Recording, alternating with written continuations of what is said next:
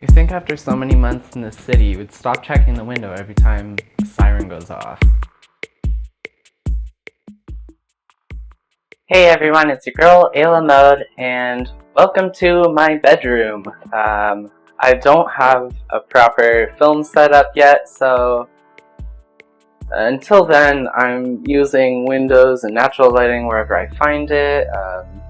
Last time it was filmed at my father's place, which has a nice big window and a nice blank wall behind it, so it was a different story, but whatever, you get to see my humble abode, which is pretty empty and clean right now for you guys, of course. You know, when you're having company, you got stuff. Today's video, though, is to talk to you guys about 1 month of testosterone blockers. So, some of the things I have been finding with the testosterone blockers is, to start off, the waterworks. My gosh, in two major ways, the waterworks really play in more than it ever did before, and the first one is urinating. You're supposed to take spironolactone, which is the testosterone blockers I'm on, at the beginning of the day because it's going to make you use the washroom more frequently than ever before, and yeah, about 2 or 3 times more a day, which is, I guess, a fair bit, at least double what I used to, I guess. Now, I should also mention I am not an advocate or telling you how to, do hormones. You should always seek a doctor and medical advice before playing around with hormones. It can be really dangerous otherwise. But the second way waterworks have really played into my life is the tears. And oh boy, yeah, so I get caught up on social media sometimes and I watch those sweet videos, and I've always been an emotional person, but now when I see some of these videos, it's like, oh my god, so sweet, so cute, yeah, you go Susan Boyle, you deserve it, you a real winner, I don't know what it is, sweet things really just hit me a little harder, and it's nice to feel like you can actually shed a couple tears when you think you're supposed to, or feel like you're supposed to. Apart from that, I'll say body hair has definitely been reacting different, in the sense that, like, there was a couple times where I would shave and it would almost take a day or two before it would grow back, and that was excellent. Like, I could do that all day, every day, like, please.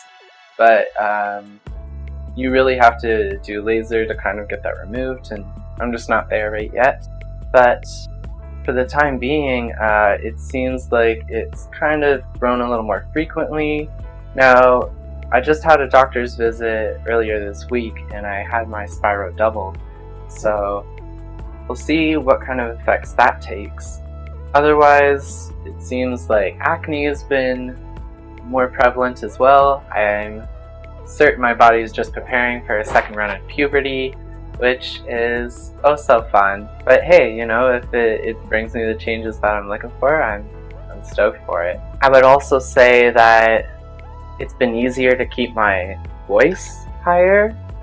I've been trying to do some vocal training and exercises, as testosterone blockers and hormones don't on their own change your voice. That, as a male to female transition, that is something that you have to work at yourself, because testosterone permanently thickens the vocal cords. And so I've been trying it, and it's been a lot smoother since the testosterone blockers.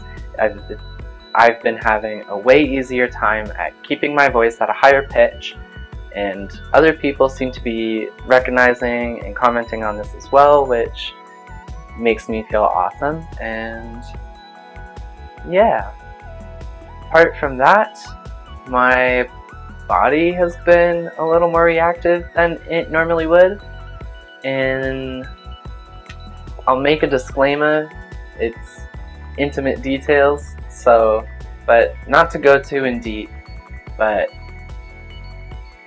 physical feelings aren't as localized as they used to be. It's a little more of a throughout sensation, and other areas that weren't necessarily as reactive or sensitive have now sparked up and are a little more sensitive and reactive. So it's been a real fun journey that way. Apart from these details though, not so much anything I can think of. I guess like my muscles, I've been noticing like a lot of muscle spasms. Not anything worrying or concerning, but I can definitely feel like I'm starting to lose some of my strength. I feel like my body's starting to stop putting the food that I'm eating into my muscles so much and preparing to make a little more fat content. And hey, we'll see what it gives me. But again, all of these are very subtle signs and changes that have been kind of going on for the past month, and I'm just recording them to make note for myself and anyone else, who may be interested in pursuing this route in their own transitions down the road.